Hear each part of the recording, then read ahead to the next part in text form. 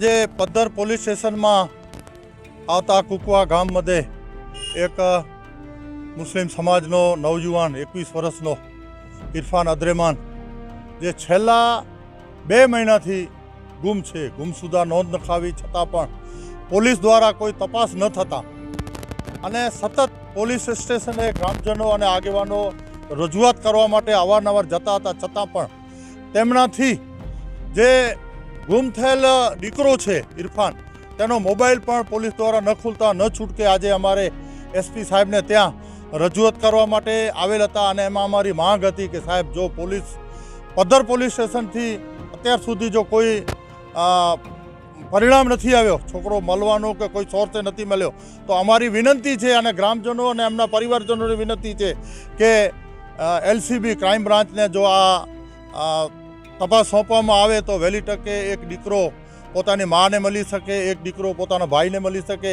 અને એક પોલીસની છાપ પણ સારી ઊભી થઈ જાય.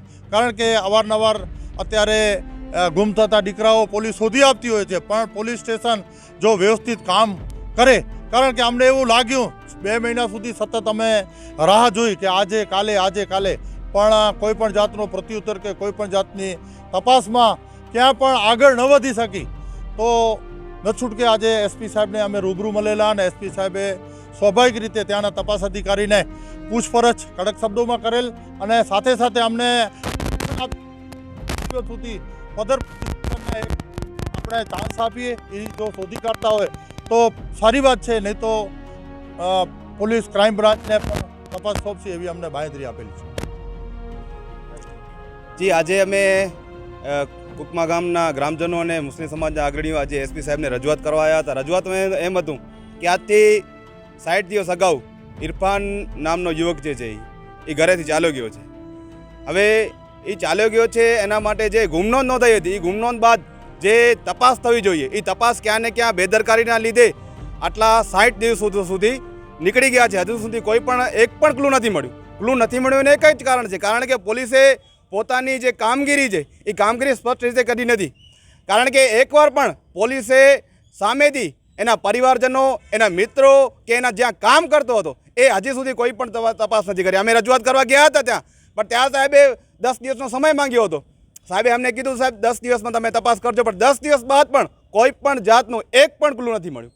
કારણ કે સાહેબ તમે 60 દિવસો આનામાં કાઢી નાખો તો તમારી પાસે ક્યાં સીસીટીવી ફૂટેજ રહેવાના છે, ક્યાં કોઈ પ્રૂફ રહેવાનું છે.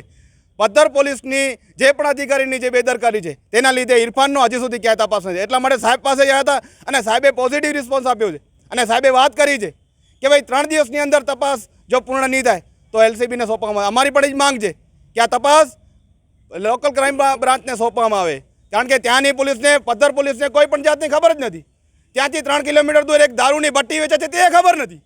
એ ઘણા બધા સવાલો ઊભા કરી જાય છે કે તમને કોઈ પણ પ્રકારની જાતની ખબર નથી. તમારી પાસે ગુમનોંધ આવે છે, 60 દિવસ સુધી કોઈ પણ પ્રકારનો તમારો અધિકારી, બે અધિકારીઓ તે આ તપાસમાં બદલી ગયા છે. અને અમે રજૂઆત કરવા ત્યારે પીઆઈ સાહેબને પણ ખબર નથી કે આ તપાસમાં શું થયું છે. એટલે કોની બેદરકારી છે? અમે માનીએ છીએ 21 વર્ષનો છે અને કાયદા મુજબ ત્યાં જઈ શકે છે, પણ જો મરેલો જાનવર પણ મળી જતો હોય, મરેલો જાનવર અગર પોલીસ શોધી શકતી હોય તો આ તો એક ઇન્સાન છે.